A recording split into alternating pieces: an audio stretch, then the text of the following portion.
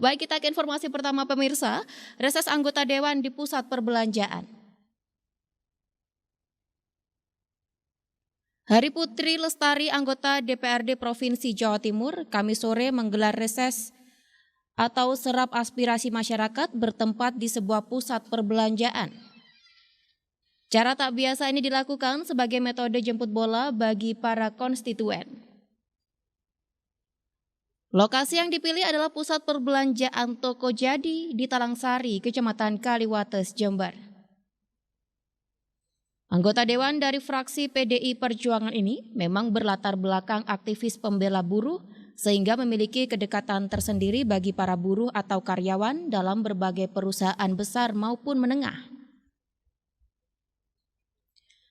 Dan untuk berbincang lebih jauh bagaimana reses yang digelar secara unik ini, saya akan terhubung secara virtual dengan Ibu Hari Putri Lestari, anggota Komisi DPRD Jawa Timur, Daerah Pemilihan Jember Lumajang. Halo, selamat sore Bu Tari. Selamat sore Mbak Ageng.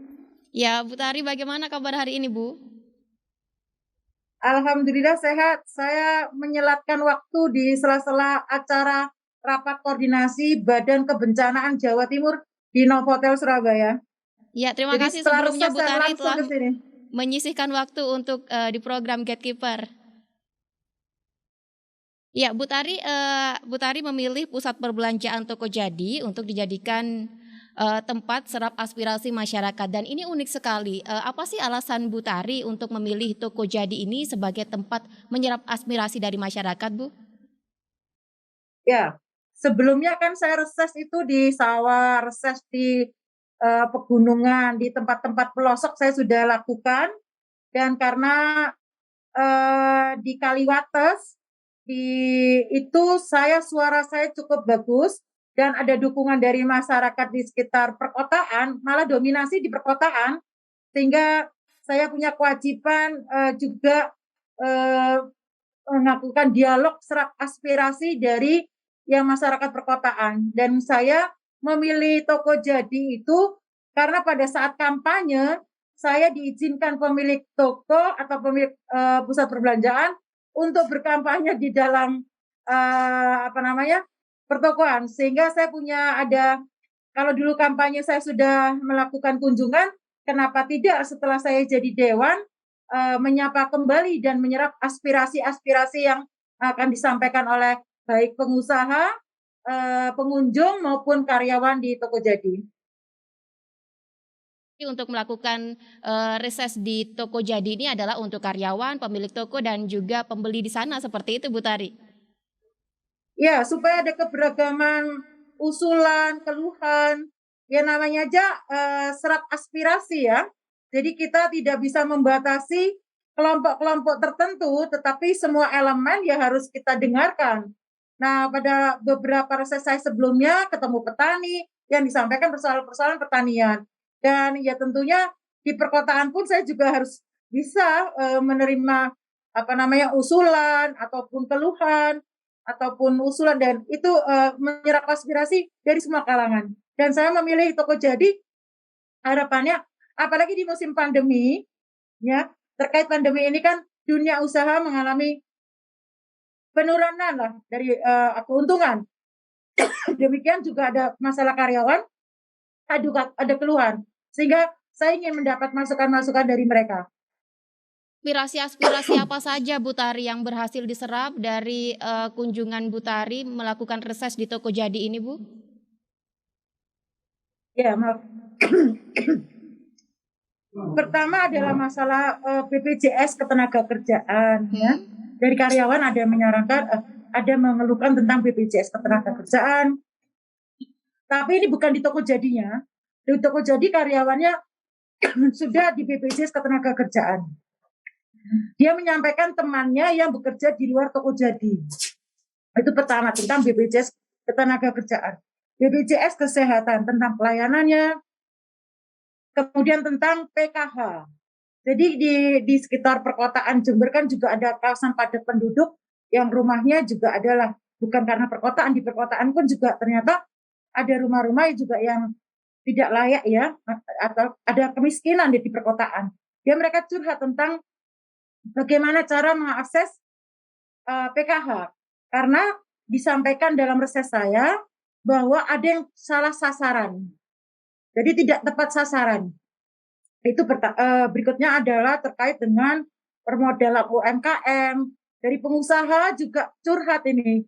Jadi pengusaha juga curhat terkait dengan akibat PPKM.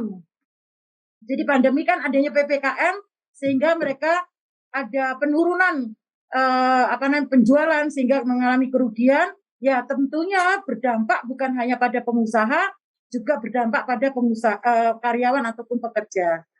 Kemudian juga ada keluhan tentang biaya kuliah dengan akibat pandemi, yang kuliah itu mengalami kesulitan karena orang tuanya tidak bisa, atau yang orang tuanya mengalami kerugian atau PHK, sehingga kesulitan untuk meneruskan kuliah. Itu yang disampaikan.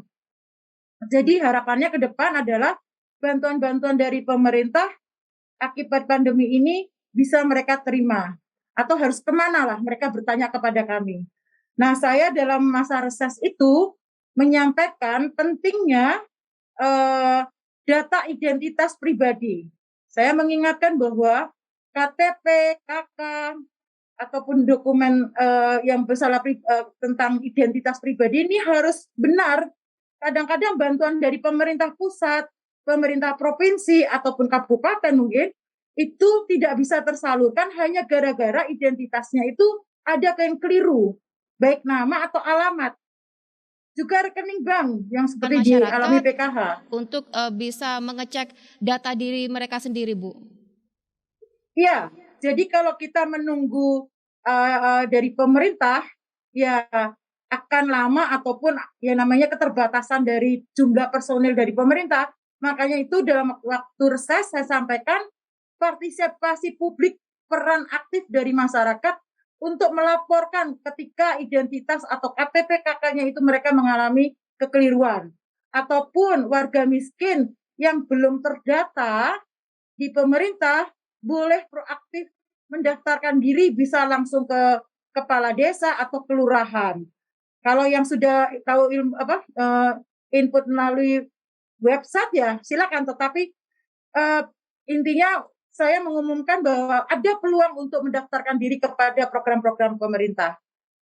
Itu, Mbak.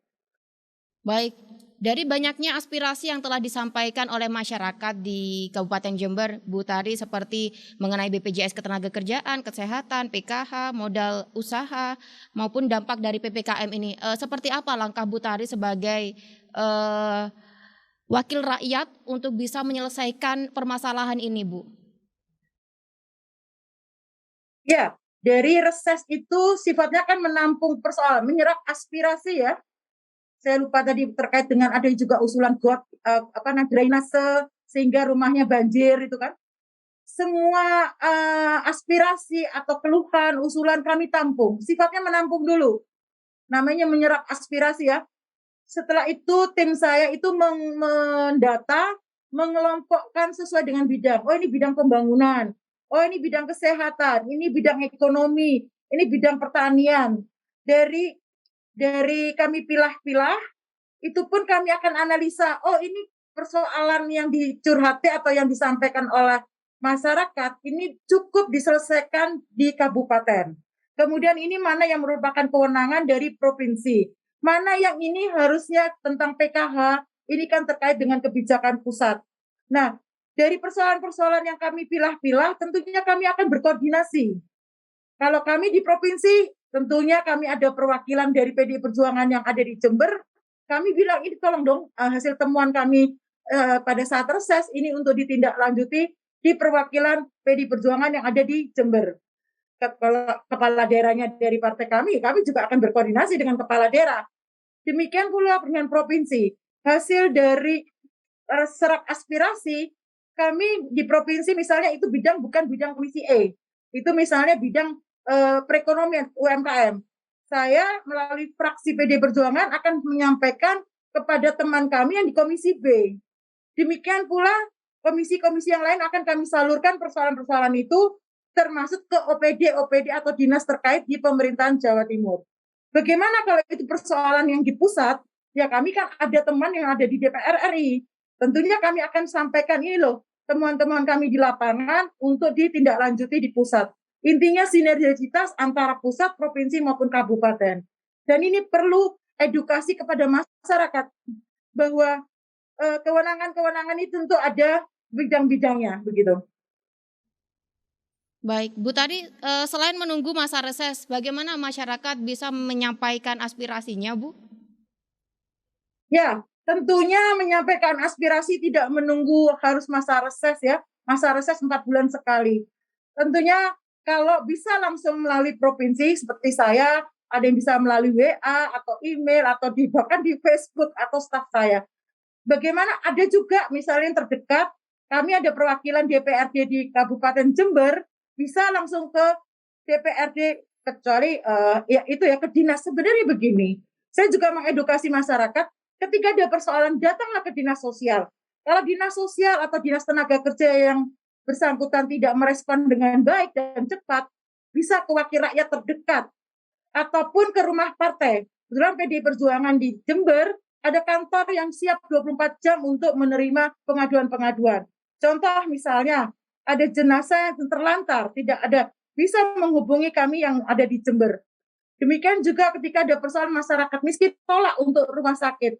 Nah, itu juga bisa jadi kabupaten. Bagaimana kalau misalnya itu kewenangannya di provinsi, misal di Jember ada yang sakit kanker atau tumor yang darurat harus dirawat di Provinsi Jawa Timur. Nah, di rumah sakit di Jawa Timur tentunya kami akan membantu mengkonekkan dengan direktur rumah sakit ataupun pelayanan di rumah sakit untuk ditangani bahwa ini ada rujukan dari daerah. Jadi sinergitas itu tentu ada. Jadi tidak harus pada saat reses, sewaktu-waktu bisa menyampaikan aspirasinya atau usulan ataupun keluhan. Begitu, Mbak. Baik, ya. Baik, terima kasih Bu Hari Putri Lestari, anggota Komisi DPRD Provinsi Jawa Timur, telah bergabung bersama kami di program Gatekeeper di sela-sela waktu tugas kerja pada sore hari ini. Terima kasih kembali, selamat sore. Ya, selamat sore Bu Tari.